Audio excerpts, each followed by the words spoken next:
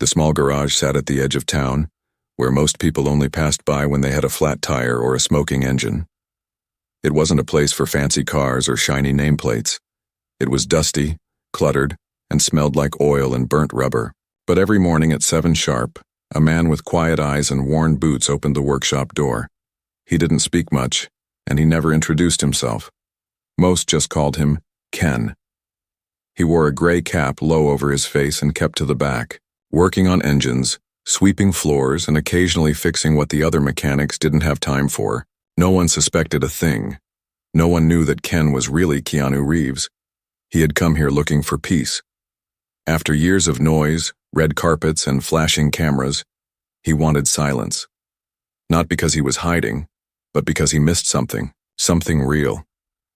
Keanu had walked away from Hollywood for a while, not with a press release or a dramatic goodbye, but by simply disappearing. He left behind his mansion, his interviews, his fame. He took only a backpack, some savings, and a desire to feel like a human again. It wasn't hard to get the job. The workshop was always short-staffed. The manager, a man named Bill, looked him up and down and asked one question. "Can you turn a wrench?" Keanu smiled. "I can learn." And he did. He watched the others, studied the machines, stayed late, to clean up even when no one asked him to. Within weeks, he became a regular part of the team. But not everyone liked him. Especially one man. Randy. Randy was the loudest guy in the garage. He had been there for 8 years and thought he knew everything. He mocked new hires, laughed at customers behind their backs, and made sure everyone knew who the top mechanic was. From the start, Randy didn't like Ken. Maybe it was the way Ken stayed calm, never rose to his teasing. Maybe it was how the customers slowly started asking for Ken instead of him. Or maybe, deep down, Randy saw something in Ken that reminded him of everything he wasn't. "Hey, Hollywood," Randy would joke loudly when Ken walked by. "You fixing that engine? Or writing a movie script about it?" Ken would just nod and keep working. Others laughed, some uncomfortably. A few liked Ken but stayed quiet. No one really stood up for him, except one person. Her name was Ruby. She worked at the front desk. Short, sharp-witted, and always tapping. Away at the old computer, she noticed things others didn't. She noticed how Ken always offered his sandwich to the homeless man who came by every Friday. She noticed how he fixed a woman's car for free when she said she had to drive her sick child to the hospital. And she noticed that behind those soft eyes, there was something different. One afternoon, as Ken was cleaning a carburetor, Ruby walked over with a coffee. "You know," she said softly, "you don't have to let him talk to you like that." Ken looked up and smiled gently. "I've been called worse." "Yeah?" She smirked. "Like what?"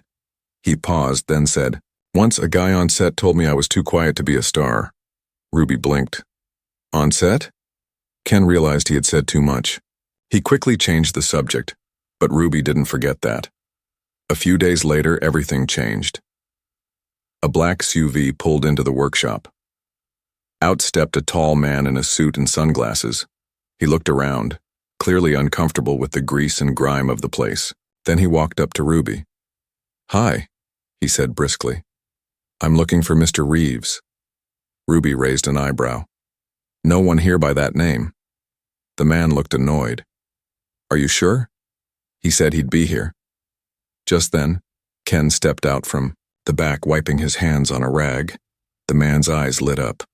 "Keanu, finally. We've been looking all over for you." The garage went silent. Randy, standing nearby, dropped his wrench. Ruby stared. "Wait, what?" Ken looked down, clearly uncomfortable. "Not now, Michael." But it was too late.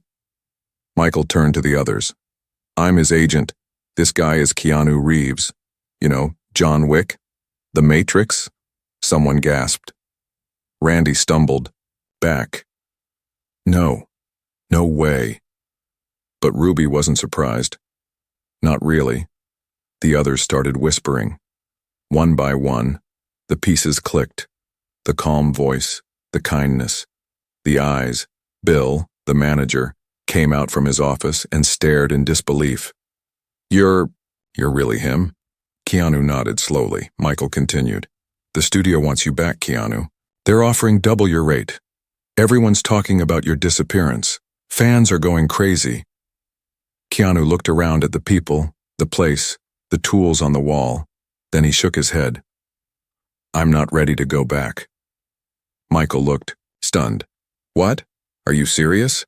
You're fixing broken Hondas in the middle of nowhere. Those Hondas belong to people with real lives, Keanu said. People who can't afford fancy repairs. I'm learning more here than I ever did. In Hollywood. Silence again. Then Randy laughed awkwardly. You've been lying to us? Pretending to be someone you're not? Keanu looked him in the eye. No, I've been exactly who I am. You just never asked. Randy didn't know what to say. Bill stepped forward. So, you're not quitting? Keanu smiled. Not unless you fire me. Ruby finally spoke, her voice warm. I think we'd all like you to stay. After that, things changed. Customers started coming just to meet the mystery mechanic. Word spread. But Ken or Keanu stayed the same. He showed up every day, worked hard, and still took time to talk to the homeless man on Fridays, Randy. Tried to act cool, but everyone could see he had been humbled. He stopped mocking people as much. Maybe because he realized that kindness mattered more than ego. One evening, as the sun set and the garage closed, Ruby found Keanu sitting on a bench outside, sipping tea. So, she asked, what's next? He looked up at the sky, then at her. Maybe I'll stay a little longer, he said. Sometimes to fix a broken engine, you just need to listen first, Ruby smiled. And sometimes to fix a broken world, you need people like you. And for the first time in a long while, Keanu felt like he was exactly where he was meant to be. The next morning, the garage was busier than usual. A long line of cars snaked around the corner and customers stood with coffee in hand, waiting their turn. Many of them weren't even there to get their cars fixed. They were there to see if the rumors were true. A few had their phones out, sneaking pictures from behind trees or leaning against cars. Whispers traveled fast. Is that really him? He looks just like Keanu Reeves. Why would he work in a garage? Inside, Keanu stood by a broken-down pickup, sleeves rolled up, focused on changing a worn-out timing belt. He felt their eyes but didn't react. He wasn't here to impress anyone. He was here to find meaning. Ruby, sitting at the front desk, glanced out the window and then looked at him. So, this is your life now, huh? He nodded. For now. You know this isn't going to stay quiet, she said. Keanu paused, then smiled. It never was meant to. Just then, a sharp voice interrupted. Hey, you, are you really him? A man in a suit stormed into the garage, his phone already recording. His name was Colin, a local blogger hungry for clicks and drama. Keanu looked up calmly. I'm working. Please don't record. But Colin didn't stop. Come on, man. People want to know. Why are you here? Is this a movie stunt? Bill stepped out of the office. Sir, you need to leave if you're not getting service. You don't get it, Colin said, pointing his phone at Keanu. This guy's a star and now he's fixing tires? Keanu stood up, his hands still stained with grease. I'm doing something that matters to me. Colin smirked. You're hiding. You're running. Ruby stood and walked over. He's not hiding. He's healing. The whole garage froze at her words. Colin looked annoyed. You're all crazy. Fine. But when the world finds out, don't say I didn't warn you. As he left, slamming the door behind him, Keanu let out a deep breath. He wiped his hands on a towel and looked at Ruby. Thanks. For what? For saying what I couldn't. She shrugged. Someone had to. Over the next few days, the story broke online. The video Colin posted went viral. Keanu Reeves fixing cars in small-town garage news vans started parking near the edge of the workshop lot. Interviews were requested, photos were printed in gossip magazines, but Keanu refused them all. Randy, who had once mocked Ken, now looked uncomfortable every time he passed by. He no longer joked. He didn't even meet Keanu's eyes. One morning, Keanu approached him. Randy, he said gently. Randy paused, waiting for judgment, but Keanu only said, You're good at what you do. I've learned a lot from you. Randy blinked, confused. After all the things I said were up, why would you say that? Because everyone has a reason for acting the way they do, Keanu said.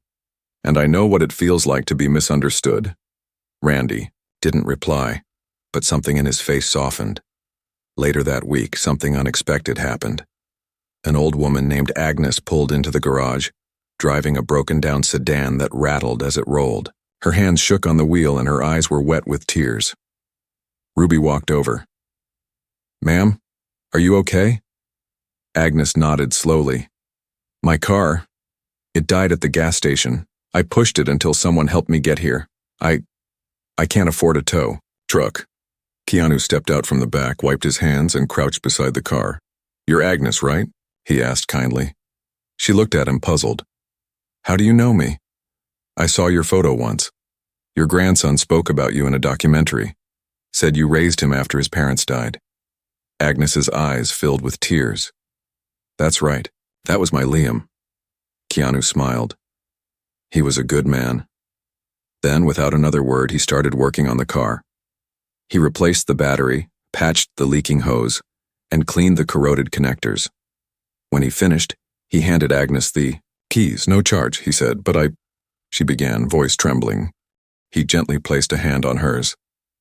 "This one's on your grandson." She burst into tears and hugged him. Ruby watched the scene unfold, quietly moved. She had seen actors play heroes, but here was a man living it. A few days later, a luxury car pulled in, the kind of car that didn't belong anywhere near their small workshop. A sleek black sports car, windows tinted, engine purring. A young man stepped out, sunglasses on, wearing a designer jacket and flashing a watch that probably cost more than the garage's monthly rent. "Yo," he said, looking around. Where Keanu works." Bill stepped forward cautiously. "Who's asking?" The man smirked. "I'm Troy, influencer. I run a podcast, got 1 million subs. Came to challenge the guy myself." "Challenge?" Ruby repeated, confused. Troy walked over to Keanu, holding out his phone to record. "Hey man," he said. "You're Keanu, right? Cool. So listen, I do a weekly series where I put celebrities through blue-collar tests. Want to see if you're really one of the people?" Keanu looked at him for a moment. "You want me to prove I can work?" "Yeah, man, make some content, go viral. What do you say?" Keanu looked at the camera, then back at Troy. "I don't perform for cameras anymore. You did for years. That was acting. This is living." Troy laughed. "You're serious?" Keanu simply walked back to the car he was fixing, but Ruby stepped forward. "If you really want to test," she said to Troy, "how about this? Stay here for a week. No phone, no posting, just real work." Troy blinked. "You want me to work here? You said you were testing him. Now we're testing you." Keanu chuckled softly. "It's fair." Troy looked uncertain, but the cameras were rolling. He couldn't back down now. "Fine," he said. "You're on." The week that followed became something no one expected. Troy scrubbed oil from the floor. He changed tires, under Keanu's guidance. He learned how to change spark plugs and handle upset customers. By day 4, his hands were blistered. By day 6, he stopped wearing the sunglasses. He sat next to Keanu one evening, exhausted. "I thought this would be easy," he said. "But you guys, you really care about people." Keanu looked at him. "That's the difference between doing it for fame and doing it for purpose." Troy nodded slowly. "You think I could stay 1 more week?" Keanu smiled. "You just did the bravest thing. You admitted you didn't know everything." On the 7th day, Troy posted a video, not of drama, not of clout chasing, but of himself mopping the garage floor, laughing with Ruby, and listening to Keanu share his favorite part about rebuilding an engine. "It teaches you that broken things," Keanu said in the video, "can work again, with time, care, and effort." The video went viral, not because it was flashy, but because it was honest. Messages flooded in. People from all over the world saying thank you, saying they cried, saying they felt inspired to fix what was broken in their own lives. And back at the garage, things settled again, a little quieter, a little warmer. That night, As the sun dipped behind the mountains, Keanu stood outside, staring at the stars. Ruby joined him carrying 2 cups of tea. "So," she asked, "still think you're just here to hide?" Keanu took the cup and smiled. "I think I'm here to remember who I really am." She nodded. "Then maybe this town needed you as much as you needed it." He looked at her, his voice soft. "Ruby, do you believe in second chances?" She sipped her tea, then whispered, "Only when they're real." And for a moment, the whole world felt quiet again, but deep inside something was changing, not just for Keanu, but for everyone around him. Because when someone walks into your life carrying truth, humility, and kindness, you don't stay the same. You grow, and sometimes, you heal. The morning after Troy's viral video dropped, something unexpected happened. A letter arrived at the workshop. It wasn't an email. It wasn't a message online. It was handwritten, sealed with care, and addressed simply to Mr. Ken, the quiet mechanic. Ruby opened it at the front desk. Her hands paused as she read the first few lines. Then she stood, walked over to Keanu, and handed it to him in silence. He unfolded the paper and read slowly. His expression didn't change, but his hands shook just a little.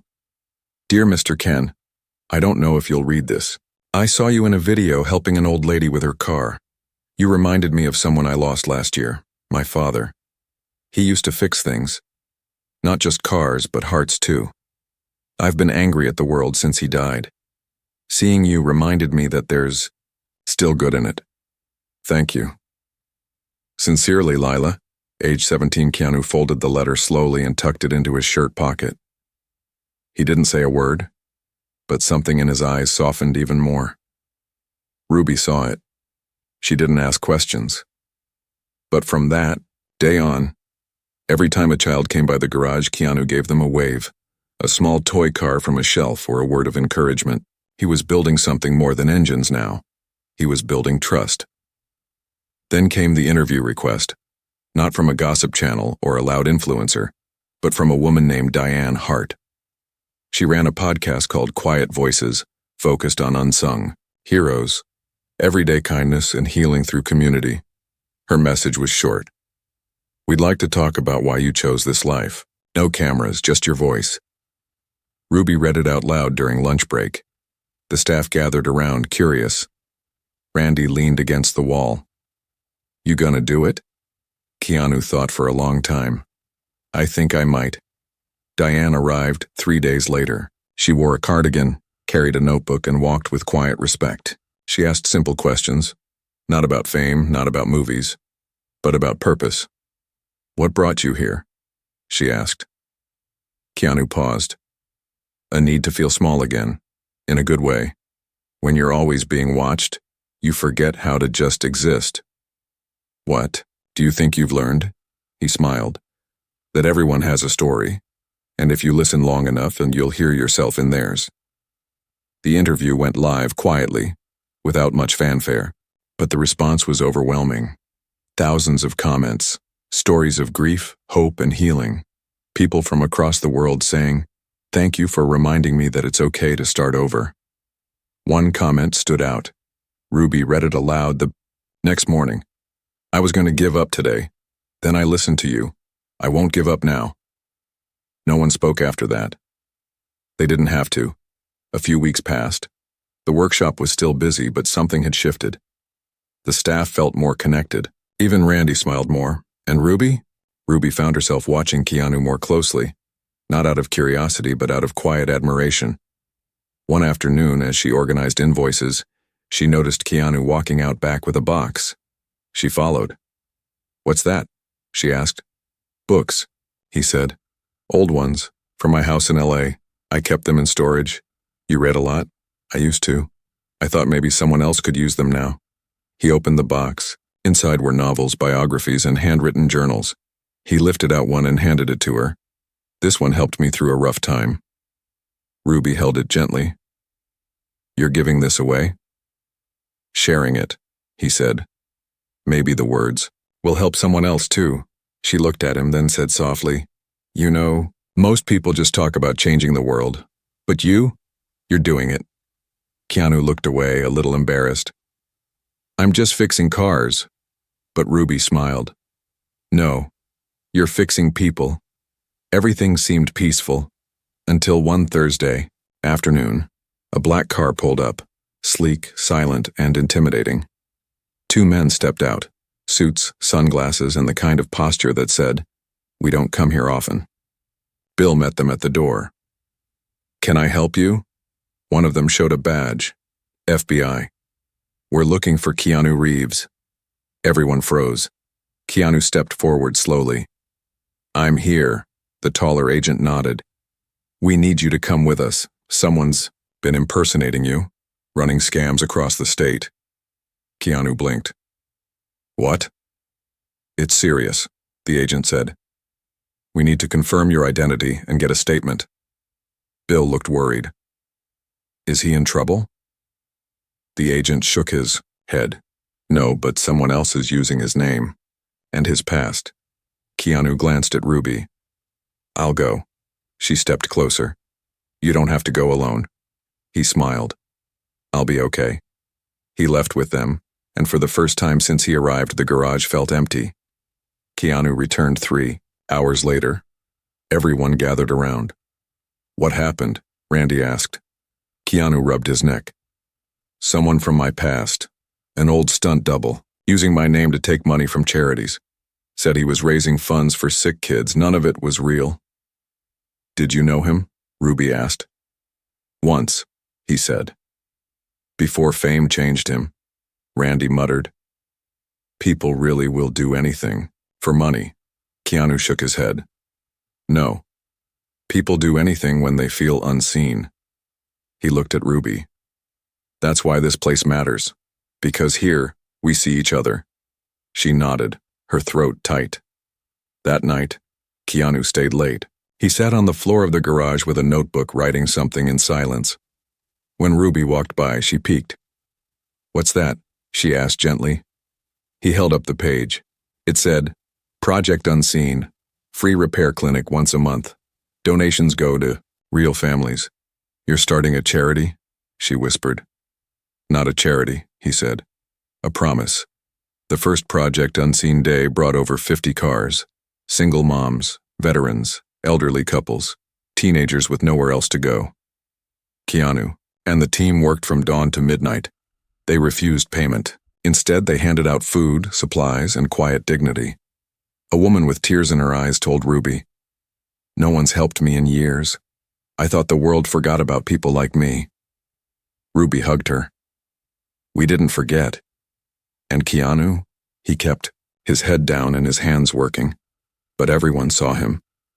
As the month ended, the garage had become more than a place for fixing cars.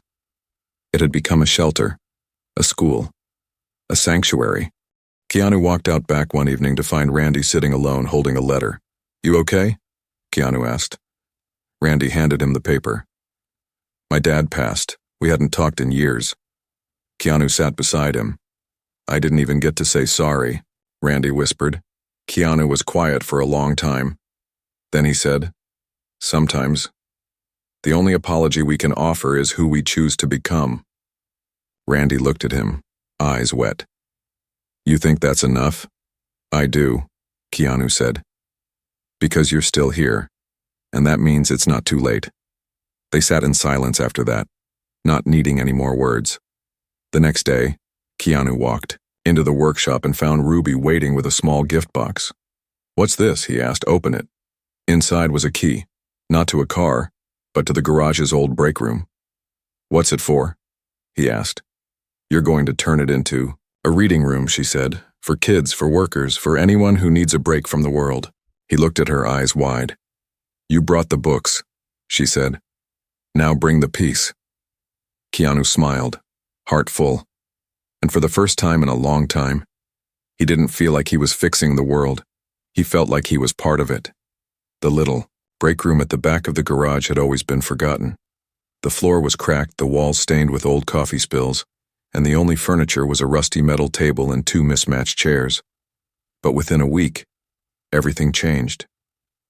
Keanu came early every day, Before the sun even rose, he was there, scrubbing the floors, repainting the walls, and unpacking box after box of books from his storage unit. He brought in cushions, a small rug, even a tiny second-hand couch from a thrift store. He placed a kettle and cups in the corner, beside a hand-painted wooden sign Ruby made that read, "Take a moment, take a breath." Everyone helped. Randy installed a small bookshelf he built himself. Ruby donated a Bluetooth speaker and soft instrumental playlists. Even Bill, the grumpy manager, brought in a mini fridge filled with juices and snacks. By the time they were done, the once empty room had become a quiet corner of warmth. A place where someone could sit, read, cry, or just breathe. They called it the still room. The first to use it was a teenage boy named Elijah. He came in with his mother, whose car had been overheating for weeks. While Keanu and Randy worked on the engine, Ruby noticed Elijah staring through the garage window, his shoulders tight, his hands fidgeting. She walked over. "You okay?" He looked away. "Just tired." She smiled gently. "Want to see something?" She led him to the still room and pointed to a shelf. "Pick any book or just sit." He hesitated, then stepped in. 15 minutes passed, then 30. When he came out, he was holding a book about astronauts. He looked at Keanu. "You fixed the car?" Keanu nodded. "You found something interesting?" The boy smiled just a little. "Yeah." His mother hugged him tighter that day when they left. The still room became more than just a break spot. People began dropping off books, puzzles, journals. One man brought a guitar. A woman donated a small art kit. They started leaving notes on a pinboard in the corner. Messages like, "I was feeling lost today. Thank you for this room. This book reminded me of my dad. I came here for my breaks, left with a full heart." Keanu read every note. Sometimes late at night, he'd sit there alone, remembering the many places he had been, the roles he had played, the masks he had worn. But here, he was just a man helping others heal. And somehow, in the process, healing himself. Then one morning the peace was interrupted. A car screeched into the parking lot. A man jumped out, wild-eyed, and panicked. "I need help," he shouted. "My daughter, she's in the car, she can't breathe." Keanu and Randy rushed over. The girl, maybe 10 years old, was in the backseat gasping, her skin pale, her lips trembling. "Asthma?" Keanu asked quickly. The man nodded. "Yes. I lost her inhaler. We're 10 minutes from the hospital." Keanu didn't hesitate. He turned to Ruby. "Call ahead. Have them ready." Then to the man. "Follow me." Keanu jumped into his old motorcycle, kicked it to life, and raced down the road, leading the man's car, through red lights, past traffic, weaving between lanes. The hospital came into view just as the girl passed out. Doctors ran out. Nurses grabbed the child and rushed her inside. The man dropped to his knees. Thank you. Keanu nodded, breathless. "She's going to be okay." An hour later, the doctor confirmed it. The girl was safe. And the father, he hugged Keanu like he was holding the world. Word spread. Again. But this time, it wasn't just about Keanu the actor. It was about Keanu the man. People didn't come just to meet him anymore. They came because they had heard about the kindness, the quiet wisdom, the second chances. One woman arrived holding her divorce papers. "I just needed to be around someone who doesn't give up." Another, a man who had just been released from prison, came to ask if he could volunteer. "I want to be part of something good." Keanu welcomed them all. He never judged. He only listened. But not everyone was happy. Colin, the same local blogger who once mocked him, now felt bitter. His video had gone viral, but it was Troy's documentary that got national attention. Troy had started a new podcast called Unseen, inspired by Keanu. He had followers now, sponsors, a voice. Colin wanted that. And so one afternoon he returned to the garage, with a hidden camera in his glasses and a fake story. He walked in crying, pretending he'd lost his job, his home, his dignity. Ruby, Seeing him first offered him water. Keanu invited him into the still room. Colin sat, watched, recorded, waiting for something fake to expose. But what he found shook him. A man walked in, one of the new volunteers, a war veteran with a limp, and sat beside him. They spoke for over an hour, about loss, about purpose, about pain. And the man said, through tears, "I used to think about ending everything. Then I came here, and someone told me I matter." Colin couldn't speak. He left quietly, taking off the glasses halfway through the parking lot. He didn't post the footage. He didn't chase clicks. Instead, he wrote a blog titled, "I came to expose him." Instead, I exposed myself, and at the bottom he wrote, "He's not a celebrity pretending to be a mechanic. He's a mechanic showing us how to be human." As fall crept in and the days grew colder, the garage filled with blankets, food drives, and a new sign. Winter Warmth Drive. Give what you can, take what you need. Keanu brought coats he had worn on movie sets. Ruby collected children's shoes. Randy repaired old heaters for free.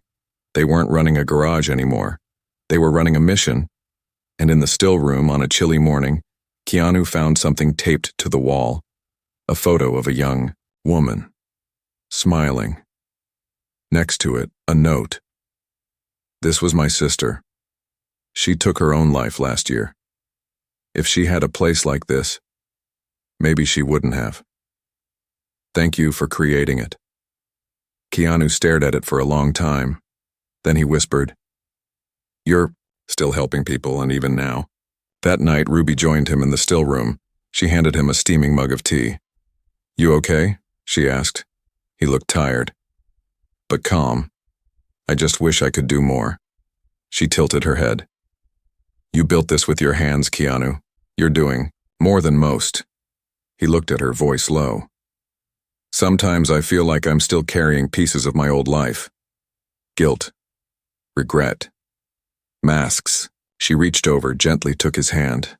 "Then leave those pieces here, in this room, with the rest of us." His eyes filled with tears, not of sadness, but of peace. Outside, the wind howled through the town.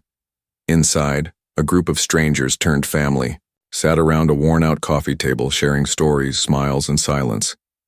And somewhere deep in the quiet hum of the still room, healing continued. The first snow came early that year. Thick flakes floated down like feathers from heaven, coating the small town in white.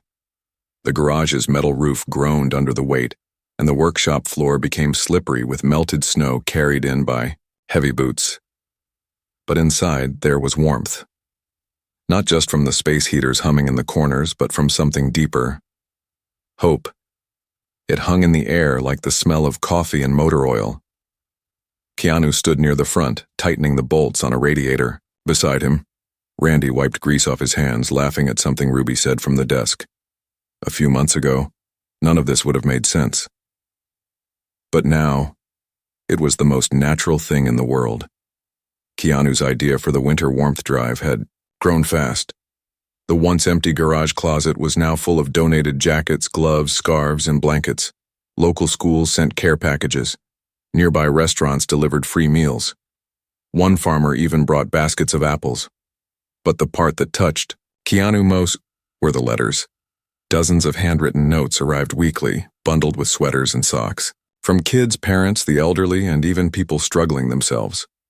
"I don't have much, but please give this to someone colder than me. I wore this scarf when I got my first job. Maybe it'll help someone else begin again." Every letter was pinned to the corkboard in the still room. Keanu read each one quietly, sometimes more than once. On a Tuesday morning, a woman named Claire came through the door. She was thin, her coat too big, and she walked with a limp. Her eyes scanned the room nervously. Ruby approached her gently.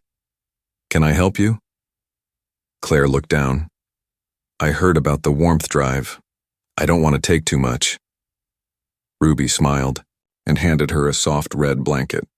"Take what you need, that's why we're here." Claire looked like she might cry. "I haven't felt safe in a long time." Keanu stepped forward. "You're safe now." She looked up slowly, her eyes meeting his. There was something broken in them, something familiar. He knew that pain. The pain of carrying too much for too long. He gently took her bag. There's tea in the still room and books. She nodded, blinking away tears, and followed him. Randy watched from across the garage. He leaned over to Ruby and whispered, I used to think he was just pretending. Now I think he's the realest person here. Ruby smiled. You're not the only one. But every light casts a shadow, and for all the good, darkness was still watching.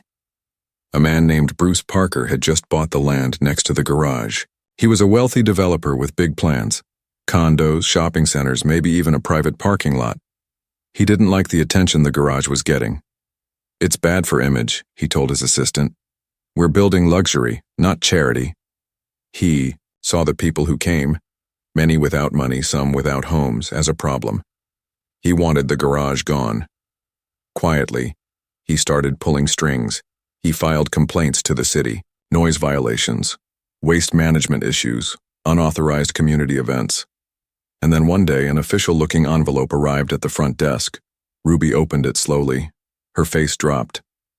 We're being investigated, she whispered. The next week was tense. Inspectors showed up unannounced. They poked around, took photos, scribbled notes. Every little thing became a problem. The outdated fire extinguisher, the cracked tile near the sink, the handmade bookshelf in the still room. Keanu stayed calm, but everyone else felt the storm coming. Bill paced the office. They're building a case to shut us down. They think we're some kind of hazard. Randy clenched his jaw.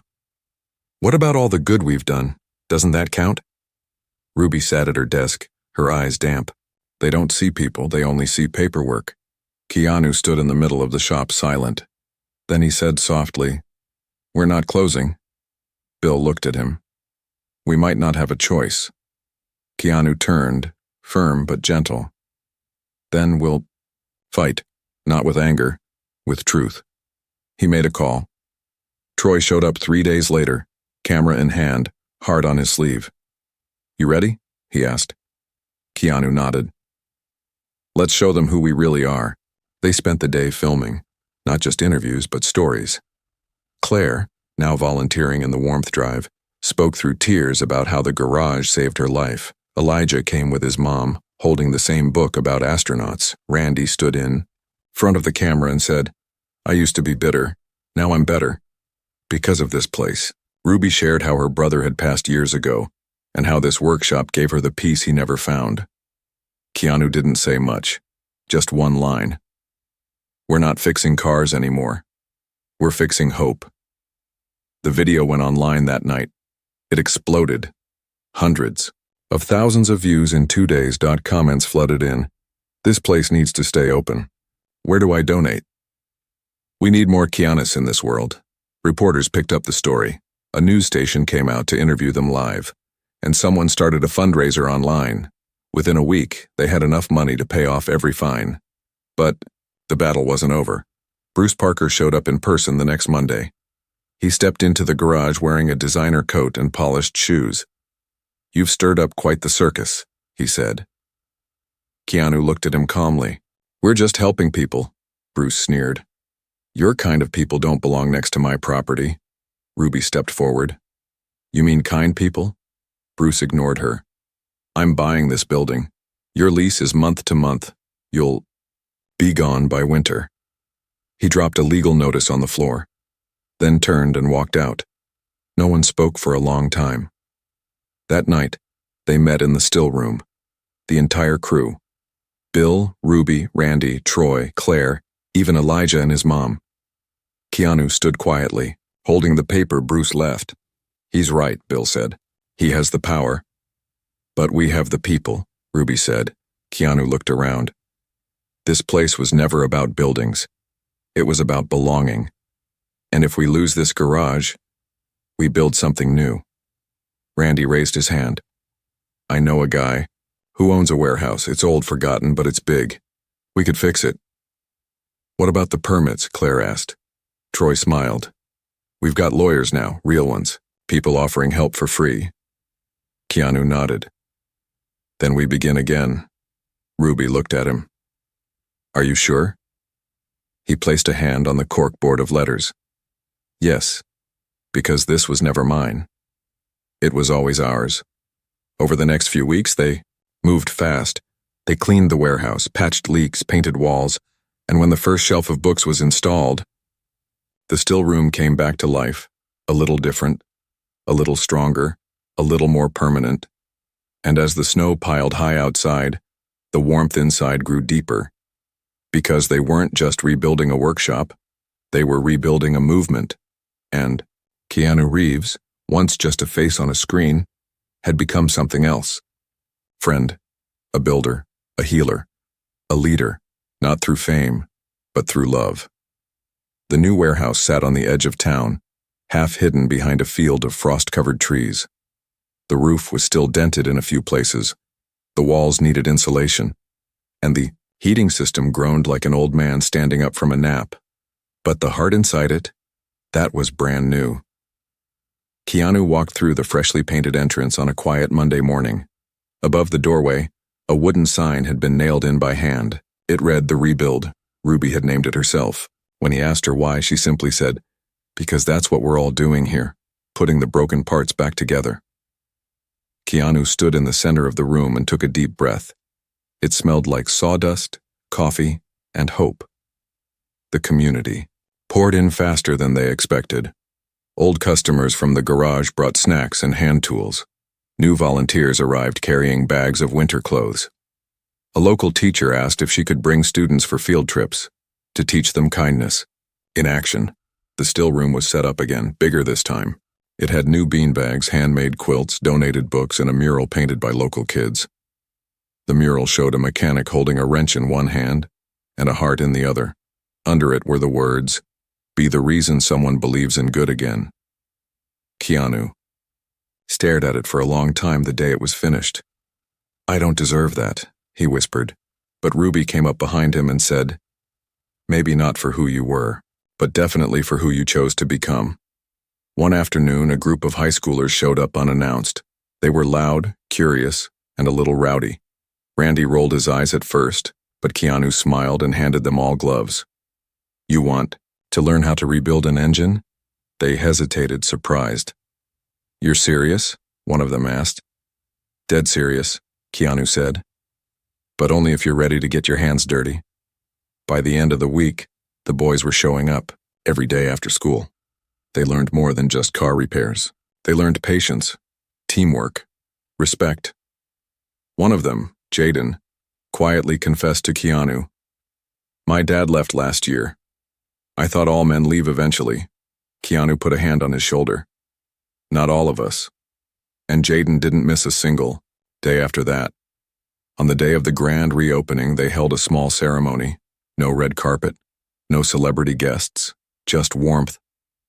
Hundreds of people gathered. Former clients, volunteers, kids from the local school. Even Claire, now working part-time at the front desk, stood on stage holding her daughter's hand. Randy spoke first, his voice cracking. "This place changed me. I used to mock people who cared. Now I am one." Ruby spoke next. "When we lost the old garage, I thought we lost everything, but I was wrong. This building isn't the heart. You are." And then finally Keanu stepped up. He looked out at the crowd. His voice was soft, steady. "I came here to disappear. Instead, I was seen. I came here to fix engines. Instead, I helped fix lives. And in the process, you all fixed me." The room went silent. Then applause, not wild, not screaming, but warm. The kind that says, "We see you. We're with you." Just when they thought life was settling, another surprise came through the door. A woman walked in wearing a long coat and dark glasses. She was elegant, but her smile was humble. She stepped up to Ruby and handed her a small envelope. Ruby opened it, then her eyes widened. "Keanu," she whispered. "You need to see this." Inside was a check for $500,000. A note was attached. "My son was one of the kids who came here last month. He hasn't smiled in years. He came home talking about how, Mr. Keanu taught him to fix something. I don't want to be thanked. I just want more kids to feel what he felt. It was signed with a simple name. No fame, no title. Just Sandra. Keanu sat down, stunned. Randy laughed. You just got a donation. Bigger than most movie budgets, Ruby leaned over. So what do we do now? Keanu looked around the room, at the kids with books, at the veterans fixing tires, at Claire brewing tea for a nervous new visitor. And then slowly, he smiled. We grow, he said. With the donation, the rebuild expanded. A second still room was created, one just for teens. They added a mental health counselor once a week, someone who came to talk, not diagnose. They built a small studio in the back where Troy recorded podcasts about healing, kindness, and the power of doing something, anything for others. Even Randy started a side class teaching basic mechanic skills to single moms who didn't want to get scammed anymore. And every Friday, Keanu still cleaned the floor by hand. He never stopped working, never stopped listening, never stopped showing up. Months later, on a cold evening, Keanu sat alone in the still room. He pulled a folded paper from his pocket. It was worn, nearly torn in two. It was Lila's letter. The first one he ever got at the old garage. He read it again.